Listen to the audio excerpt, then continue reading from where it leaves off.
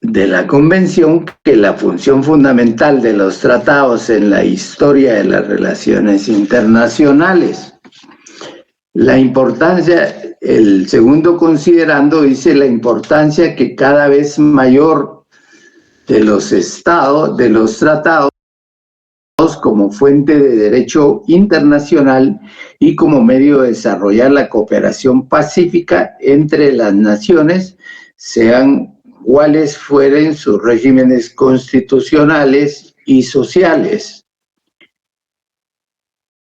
Advierte que los principios del libre consentimiento, la buena fe y la norma pacta sunt servanda están universalmente reconocidos porque son parte del derecho consuetudinario que se han adaptado a las diversas convenciones, a las diversas codificaciones de las normas internacionales.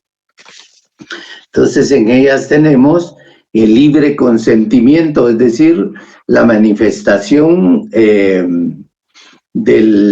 la voluntad, del consentimiento de los estados, sin ninguna manifestación, sin ningún error, sin ningún dolo, sin ninguna coerción, sino que simple y sencillamente una manifestación libre, espontánea, que vaya encaminada a hacer valer la voluntad del Estado en el asunto que se está negociando. Las controversias, este es importante en la parte de los considerandos, en la cual afirma que las controversias relativas a los tratados, al igual que las controversias internacionales, deben resolverse por los medios pacíficos y de conformidad con los principios de la justicia y del derecho internacional. Cabe dentro del derecho internacional la resolución de conflictos internacionales por los medios pacíficos que se dan a través de determinadas conciliaciones para acercar lo más posible a los estados a un punto de encuentro y de entendimiento.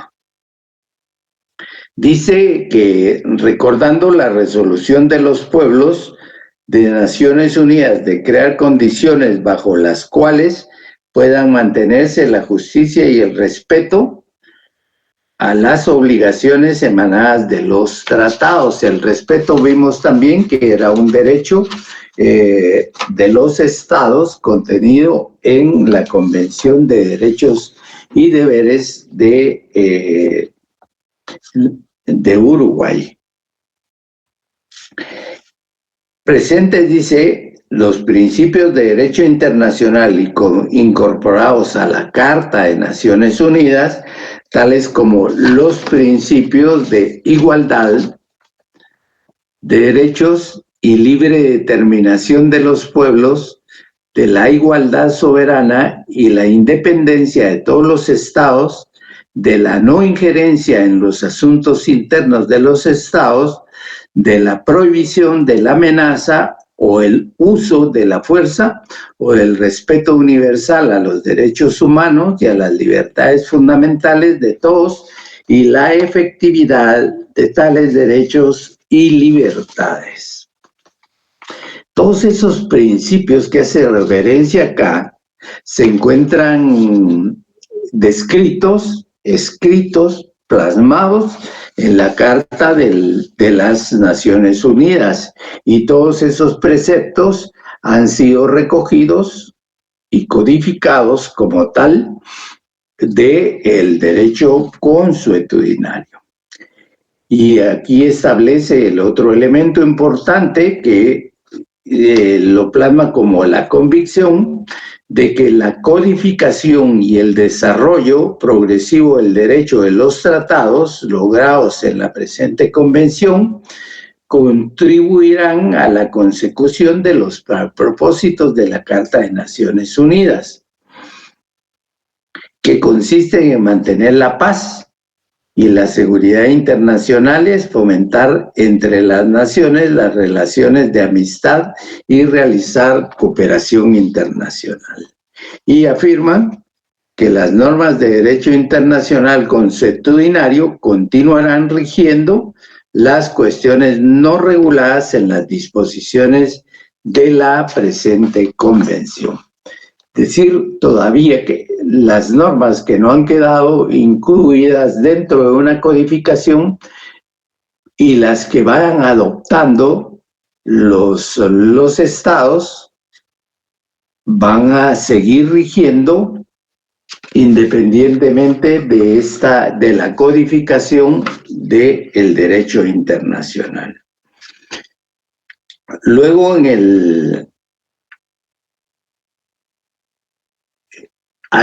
dice hasta dónde la convención, esta convención tiene algún alcance, y dice se aplica a los tratados que se celebren entre estados. Les pregunto, ¿por qué hace referencia acá al alcance que tiene esta convención, que determina que la presente convención se aplica a los tratados celebrados entre estados?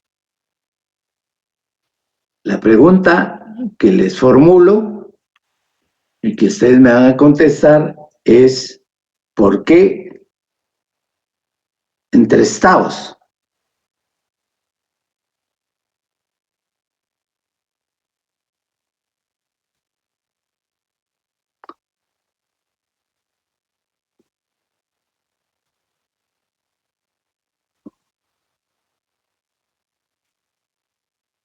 Y la respuesta está en lo que vimos anteriormente, en la codificación.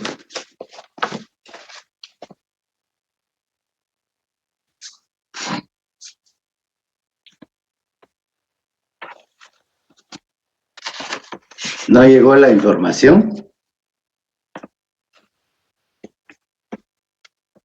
Ahí están todavía.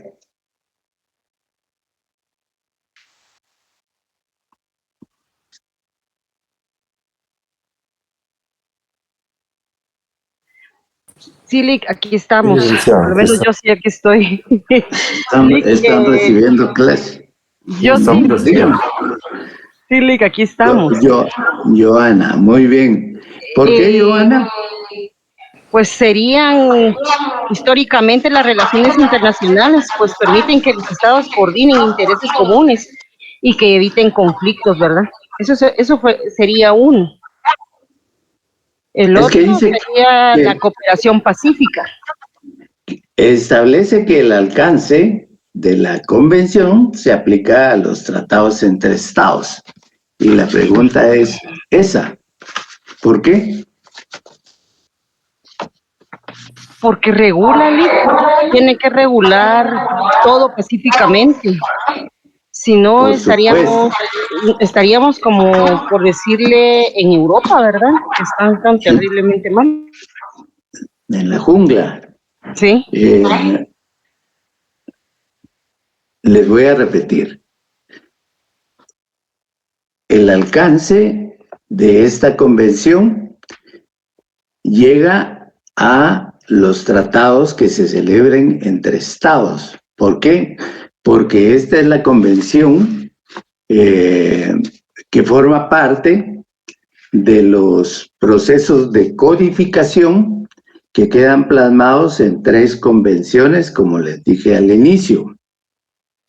La primera, que es la Convención de 1969, que es la convención que tengo a mano, que es relacionada con los estados y que únicamente regula todas aquellas actuaciones de los estados entre sí para crear tratados, modificar tratados de carácter internacional.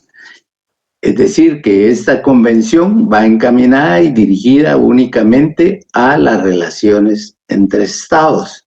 Aparte, la convención que les dije, como que forma parte del otro régimen,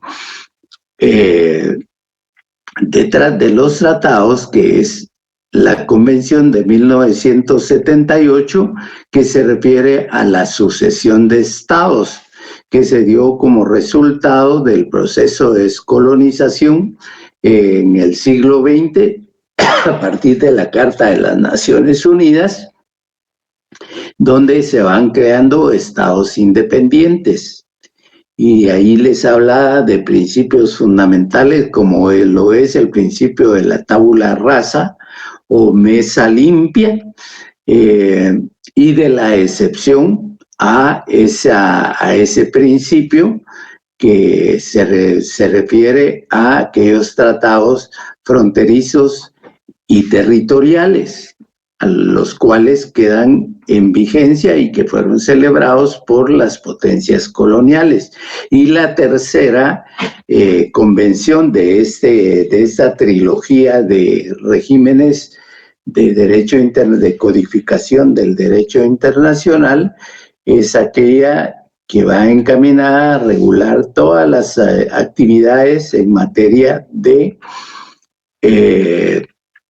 organismos multilaterales, organismos especializados, organismos intergubernamentales del derecho internacional público. Entonces, la respuesta con relación a esto es porque esta convención solo aplica a los estados como tales. Esa sería la respuesta. ¿Está clara? Pregunto. Sí, licenciado. Bueno, muchas gracias. Dice que los términos empleados en el artículo 2 de esta convención son los siguientes. Y en la literal A nos da un acercamiento a lo que es un tratado de carácter internacional, indicando literalmente, cito, que se entiende por tratado un acuerdo internacional celebrado, uno, por escrito entre estados y regido por el derecho internacional, ya conste en un instrumento único o en dos o más instrumentos conexos, y cualquiera que sea su denominación particular.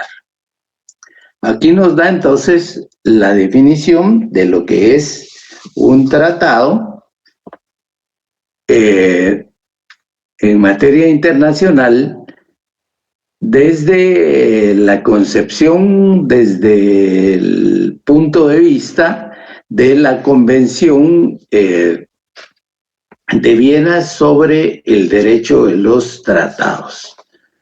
Luego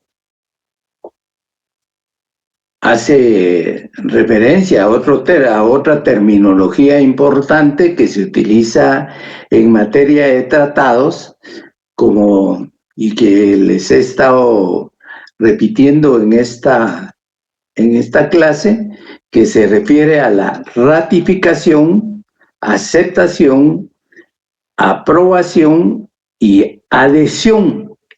Dice, según el caso, el acto internacional así denominado, por el cual un Estado hace constar en el ámbito internacional su consentimiento en obligarse por un tratado. Aceptamos, aprobamos, o ya sea que no participemos en un inicio de ese tratado y con posterioridad está otro acto internacional en materia de tratados, como es la adhesión de terceros a esta convencionalidad de derecho internacional, donde se adopta, se manifiesta el consentimiento para obligarse por ese tratado. Y luego también hace referencia a otra terminología, a otros conceptos como los que les había venido diciendo también, que se refiere a los plenos poderes. Y se entiende por plenos poderes un documento que emana de la autoridad competente de un Estado y por el que se designa a una o varias personas para representar al Estado en la negociación, la adopción, la autenticación del texto de un tratado para expresar el consentimiento del Estado.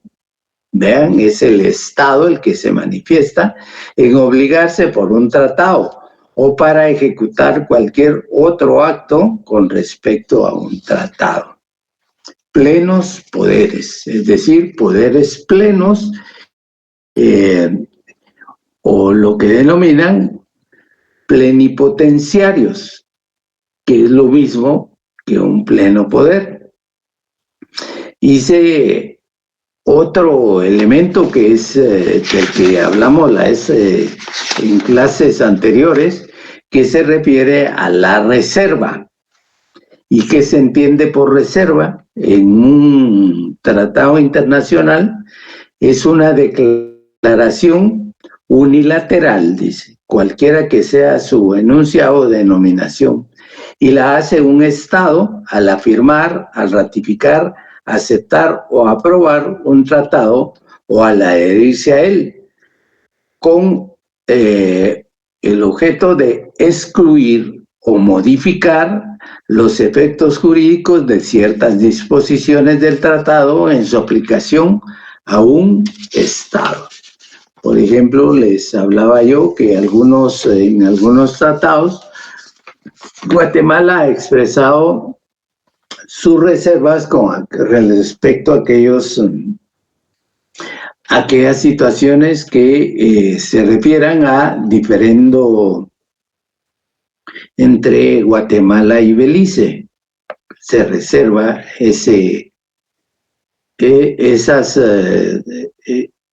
esas normas para que no les sean aplicadas, normas del tratado para que no les sean aplicadas. Y de ahí que es un Estado negociador, que es un Estado contratante, cuáles son las partes de un tratado y que se entiende por organización internacional u una organización intergubernamental de las que venimos hablando. Entonces, tenemos acá la definición del tratado. ¿Qué nos dice el doctor al respecto?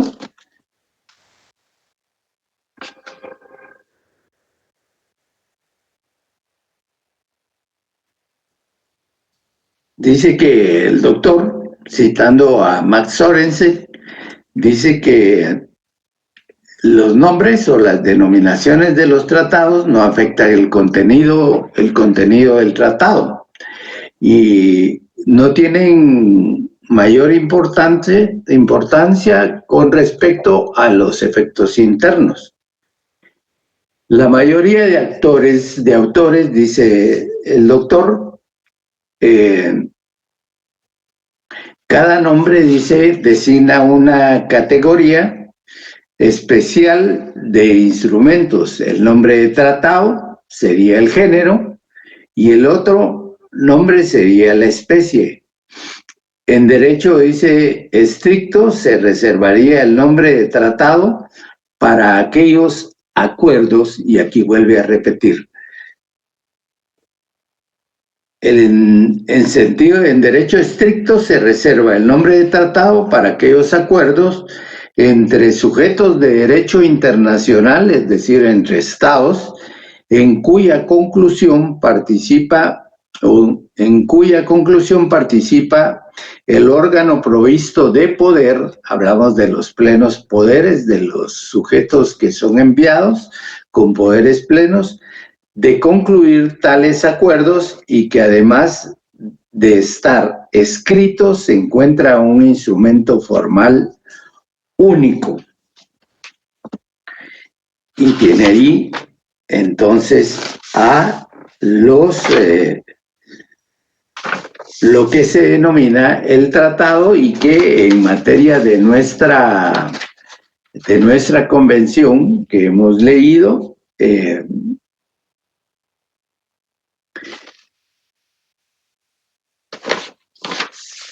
tiene los elementos comunes para denominar y designar esta figura del derecho internacional, como lo es el tratado. Hay tratados escritos, tratados no escritos. Y dice el doctor en la página 143 del libro, ¿tienen el libro? Sí, Solo Johanna. De alumna solo tengo a Johanna Eugenia R. Y de ahí ya no tengo más.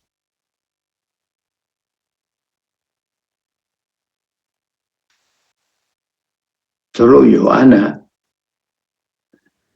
¿Johanna es o Johanna? Así me dicen algunos, Johanna o Johanna. ¿Y cuál es, cómo se pronuncia su nombre? Johanna. Johanna. Ah, es que utiliza la H como J. Sí. Bueno, les preguntaba si tienen el libro a mano para que vayan a la página 143. Porque vamos a hablar de las denominaciones de los nombres y de la terminología que se da a las diferentes manifestaciones de voluntad, o a las diferentes relaciones que mantienen los órganos externos o internos de los estados para dirigirse y comunicarse diversas situaciones, ya puede ser de comunicación, de protesta o de lo que fuere.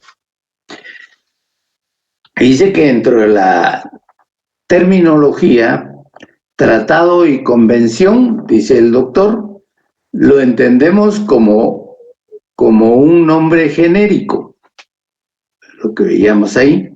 Sin embargo, algunos consideran que estos nombres designan en su forma más general y completa el acuerdo de voluntades, volvemos a la voluntad, entre dos o más sujetos del derecho internacional.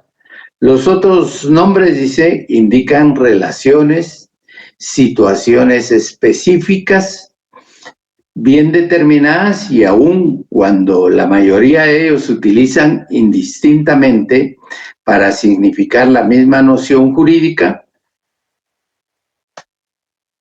diversas denominaciones. Así, encontramos términos como arreglo, y dice que es un instrumento escrito o oral de menor categoría que no exige requisitos formales, es un acuerdo es un arreglo entre las partes. Un acuerdo es otra denominación, es un instrumento, dice, celebrado a través de las cancillerías, por eso les hablaba de órganos internos del derecho internacional, entre ministros de Relaciones Exteriores, sería en este caso, como un órgano interno de relaciones internacionales. Es un instrumento celebrado a través de las cancillerías sobre un tema específico en forma simplificada o un entendimiento alcanzado a nivel de cancillerías o entre una cancillería y una embajada. Don Raúl.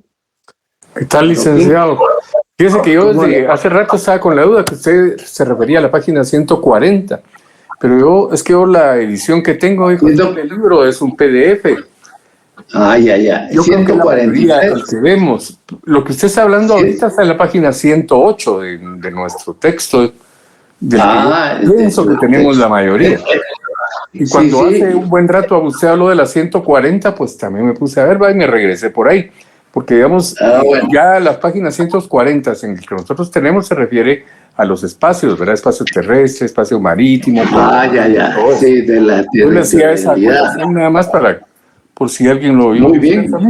Muy bien, gracias. Sí. Pero lo importante es que ya lo tiene, que esta es la octava edición. Sí, la mía es libro. Pero ahí ya tenemos, ¿verdad? Yo asumo que es la que tenemos la mayoría. Que se refiere a terminología, a las denominaciones, nombres, terminología. Arreglo, todo eso. El acuerdo, el arreglo, el modus vivendi, que es el otro, el cartel. Así es. Otras formas es el pacto, que es importante. Es un instrumento jurídico que indica alianza, lo cual persigue diversos objetivos. Los pactos que se producen a nivel bilateral entre estados para establecer determinadas situaciones y relaciones entre esos estados en particular. Por ejemplo, hace referencia el doctor acá, el control de contrabando para el pacto que se realiza es el despliegue en las fronteras de autoridades para la búsqueda y detener el contrabando que viene de uno u otro país. Dice la evolución de los subversivos, dice el intercambio de comunicaciones confidencial o militar. Es decir, ahí se da a través de la manifestación, a través de los pactos. Y el instrumento, que es el otro importante del cual yo les hablaba, de la modificación como parte también de estos procesos de codificación que en los tratados incluye no solo la creación del tratado, sino que también la ratificación, la aprobación, la adopción y la modificación, que es otra forma, es otra expresión. Esta modificación no la hace en el texto mismo del tratado, sino que lo hace en un escrito independiente, pero que guarda relación intrínseca con respecto al mismo tratado, que es al que ya sea modifica porque lo amplía, modifica porque restringe algunas facultades, algunas figuras o instituciones que han sido creadas en el tercero, o porque simple y sencillamente lo recrea. Pero lo hace en un texto independiente. Y acá dice el doctor que el protocolo es un instrumento jurídico que no tiene existencia propia. Y no tiene existencia propia porque depende de uno principal, que es el tratado al que enmienda. Dice, ciertos aspectos de un tratado principal y puede referirse a una ampliación de un tratado, constituir un reglamento para la operatividad del tratado o un instrumento de recapitulación sobre lo expresado en la negociación del tratado principal. Dice, por ejemplo, un ejemplo de ello, Tratado de Varsovia de 1929, que regula la responsabilidad civil en caso de lesiones, y así tenía el protocolo de Guatemala y los protocolos adicionales de Montreal. Luego tiene otros con relación a otro tipo, a otra denominación, a otro nombre que le da a estas relaciones de situaciones entre los órganos del derecho internacional, que se refiere a una declaración. Este es un instrumento público escrito que se da a conocer a la opinión, pública internacional, y en la cual se establecen lineamientos generales de conducta que los signatarios seguirán ante una situación política de carácter internacional. Hay un concordato, reviste importancia principal porque es tan específico que se refiere a todas aquellas manifestaciones, comunicaciones e informaciones y relacionamientos entre el Vaticano y los estados o las organizaciones internacionales. La carta, que pensaríamos nosotros, es un escrito en el cual se comunica determinada situación de voluntad a otro órgano, pero sin embargo, esta se refiere a la constitución de un organismo de manera principal, un organismo de carácter multinacional, internacional o universal. Y a este aspecto se refiere a la creación de la Carta de Naciones Unidas, de la Carta de la OEA, que son instrumentos constitutivos de un organismo de carácter internacional. A eso se refiere, y nosotros cuando nos referimos a las Naciones Unidas hacemos referencia a la Carta de Naciones Unidas. Intercambio de notas. Hay un compromiso arbitral que se establece en el tratado para, en caso de algún conflicto o de alguna diferencia o controversia, se actúe de la forma que se establece. Luego tenemos el armisticio, que es una situación importante que pone no fin a la guerra, sino que la deja en pausa. Dice, es un acuerdo de voluntades que necesita de una manifestación solemne de voluntad posterior y que pone fin a las hostilidades entre dos estados en guerra. Por ejemplo, en la guerra de las dos Coreas quedó en suspenso.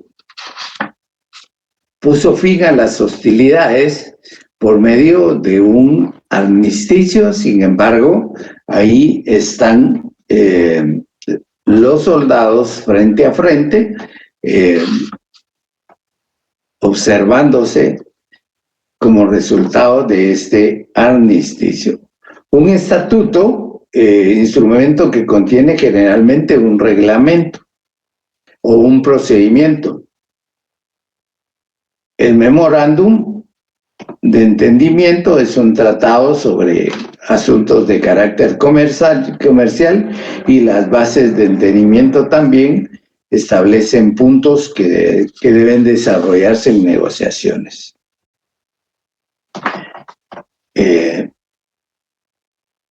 Nos vamos a quedar por acá. Y entonces les voy a dejar un espacio para que puedan, de descanso, para que puedan hacer alguna reflexión o que puedan refaccionar. Y nos vemos en el próximo día de clase, que será para después de la Semana Mayor, deseándoles todo lo mejor en esta semana de descanso que van a tener. Cuídense mucho y nos vemos en la próxima clase. Primero Dios. Feliz tarde. Cuídense mucho, que tengan buena tarde. Que usted esté bien también, que la pase bien.